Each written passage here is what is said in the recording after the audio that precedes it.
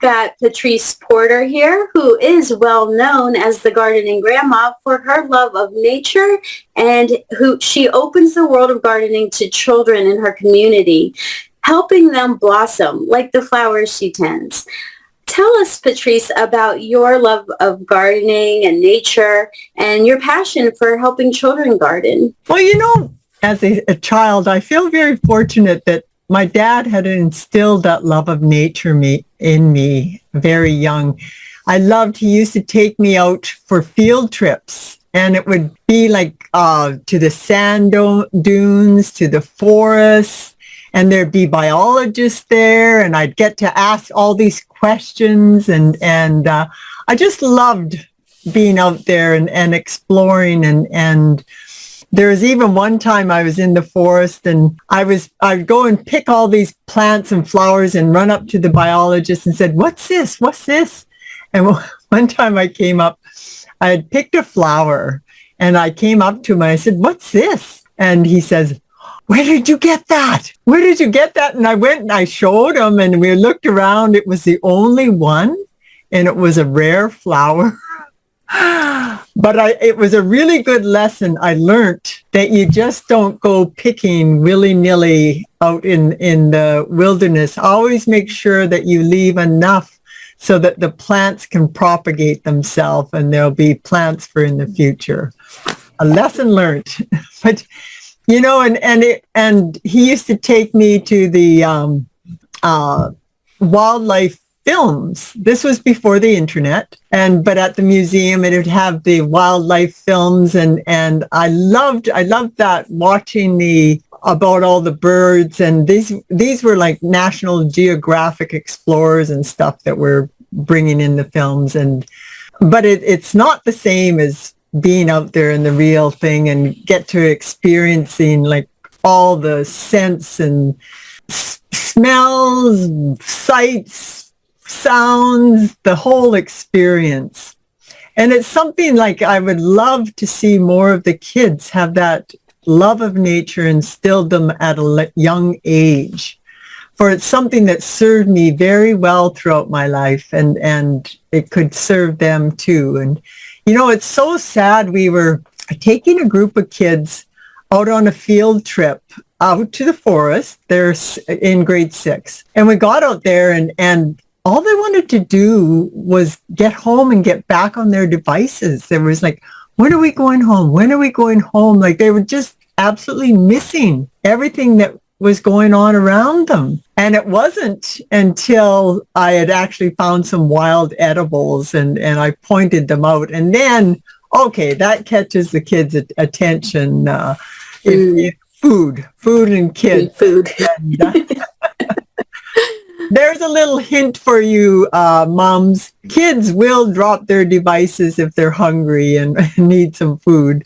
Yeah. But it's also, it's that connection of food and getting the kids off their devices, like get them actually out and gardening and growing their own food. And it's a way to give them an alternative to just being on their devices. And that was something. Can I ask, do you find that there's an age that it's best to introduce them? Oh, for gardening? Yeah. Any age, like let them be there with you, playing in the dirt and exploring, and like to work independently in the garden. Usually about 7 years old, they can do things, and I always encourage the parents to let the kids do all they can in the garden, mm-hmm. and with that, it's like I don't want the kids to see gardening as like a chore or something. So I'd like it to be like a garden of their own, or a space of their own that they can garden in. And I always start off with the kids. I ask them, I say, like, what type of garden would you like to have? And you'd be really surprised. My grandniece said she wanted a Halloween garden. We got, the pumpkins, the white skinned pumpkins. It's like ghosts in the pumpkin patch. And she said she wanted sweets and I had a stevia plant, which is 10 times sweeter than sugar. So we made cuttings, and she wanted a black cat, and I happened to have a wooden black cat silhouette, and we got some orange and black colored flowers for the Halloween theme. But, let the kids have a garden of their own, have it be a space that they're going to enjoy spending time in.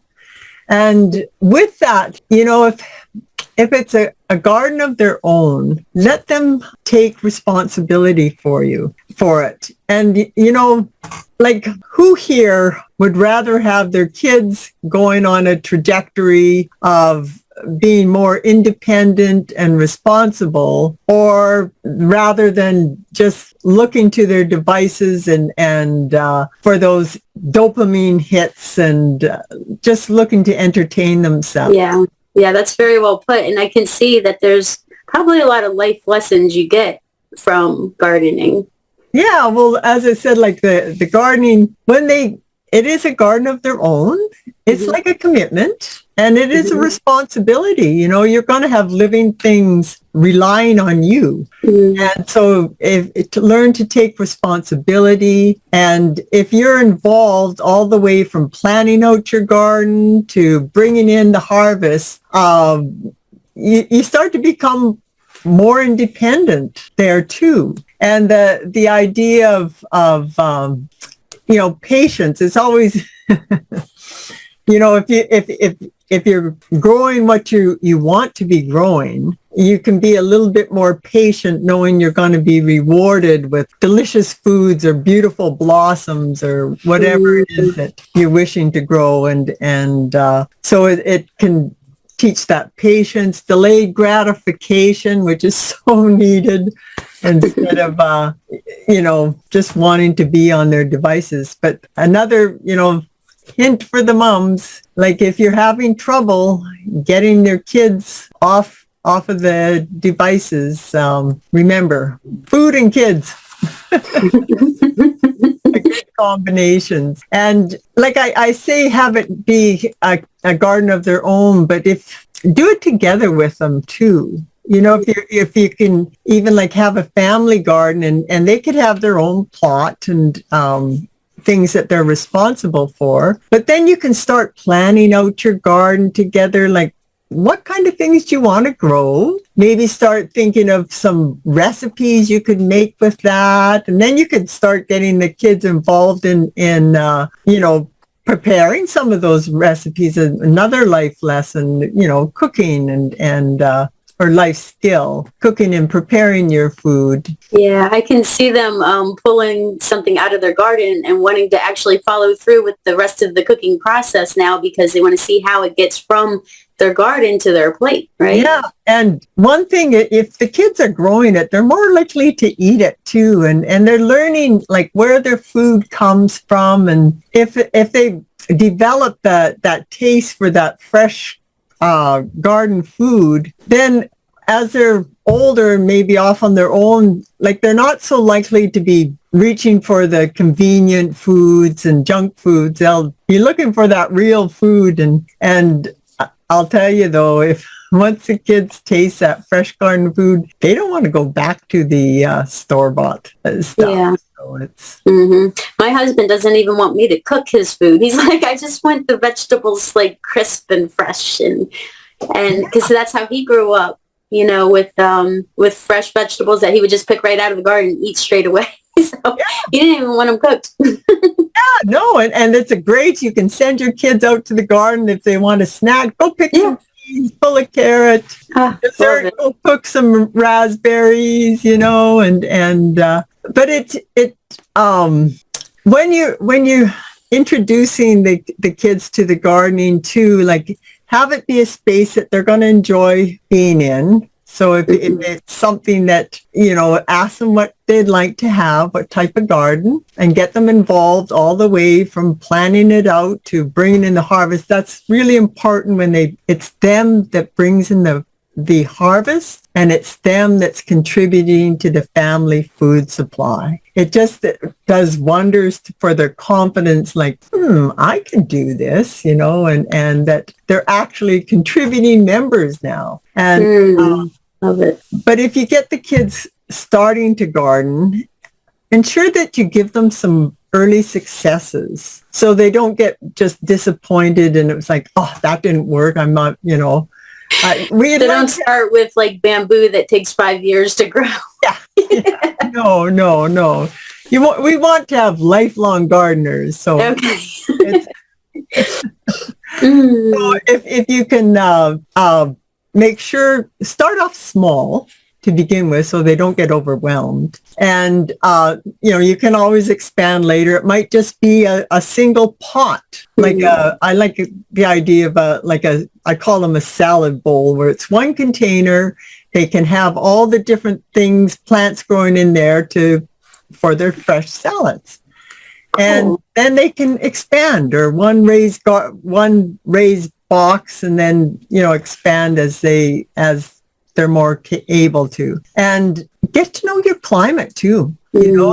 Figure out, you can actually go online, do a Google search for your data, your average data, weather data for average temperatures, freezing, expected freezing dates, rainfalls, and then you'll know, and get to know your plants too, like what plants like to grow in the cooler temperature, what plants like to grow in the warmer temperature, or there's a sweet spot where anything will grow. But if you know your climate, you know what plants will grow there, then you don't kind of waste all your effort, trying to grow something that really isn't suited. Yeah, I could see this being used as homeschool moms as curriculum, and involving the science, and just with the research of the natural temperatures and all those things. Yeah, and the weather. That's a part of the curriculum, is the weather things, but lots of science and parents. The kids, as they're gardening, I actually have the Got Dirt Gardening for Kids program, and it takes them the step-by-step, all the way from planning out their gardening to bringing in the harvest. But I've got the Roots to Learning, where the academic lessons are combined with the growing the garden, starting your garden. And so they'll be learning their math, science, literacy, all while they're learning that life skill of gardening. And so then they're learning that in a real life situation. It's hands-on, practical ways of learning it. And I know for myself, it sticks a little better when I'm learning in real life situations. And and also, when you start to working with your kids, and you're out in the garden, you'll find that it can open up too for different conversations. You're not only you can be planning some recipes, all the things you like to eat, but you're tending your little piece of earth. And the kids too, it can open up to the broader, tending the earth we live on. And with that, in combination of instilling that love of nature, to me, it's what better way to instill a love of nature than with gardening? And they get that real up close connection to nature. But if the kids have that love of nature, then when they often they'll be bombarded with climate crisis, environmental crisis. And I was at a meeting and it was about an environmental meeting, and there was some youth there too, and they're trying to get kind of the messages from the local grassroots and bring it up to the government. But so they're asking some of the youth some questions about their concerns, and they're saying, in school and that, we're always getting overwhelmed with this, environmental crisis, climate crisis and like, what are we to do? Mhm. And if they have that love of nature, then they can let that love they feel direct their actions. Mm. And something, I had that instilled in me really young, and I live right in the forest here. And the lumber companies wanted to clear cut the forest right around where we live. So our community got together and we created what was called like an eco museum, which is a museum without walls. And the purpose was to keep our forest intact, to preserve our way of life, and also the historical way of life of there's a Métis people when they are displaced with the rebellion. They were kind of scattered, and there was a whole community that moved up into the forest here because of they could live off the land, and there was a railway here. So we wanted to preserve that history too. Mm. And so that's like an action that came about because of that love of nature.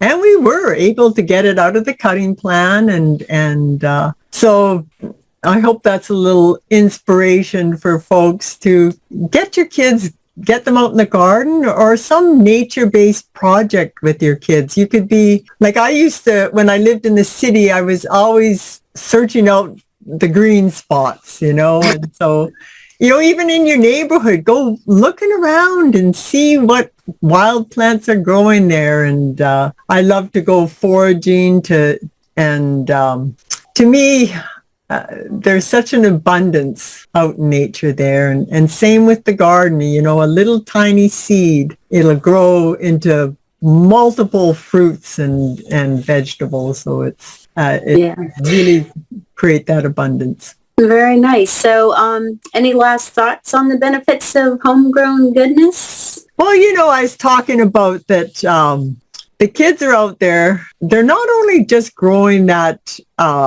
nutritious foods, and you've got that peace of mind, you're knowing what's going into your food. They're learning those life lessons and becoming independent, responsible. They can build up some resistance as there's going to be problems and things to overcome. But gardening can be not only growing that fresh, nutritious food, you can also be growing wholesome kids. And so I have a Gardening with Kids playbook to get you started that has like the step-by-step taking you all the way from planning out your garden to bringing in the harvest. I've even got some garden recipes in there for you. Nice. Wow. Look forward to checking that out. I know my kids are a little bit older, and we haven't done a garden in years, but I'm inspired now. Get them in the dirt.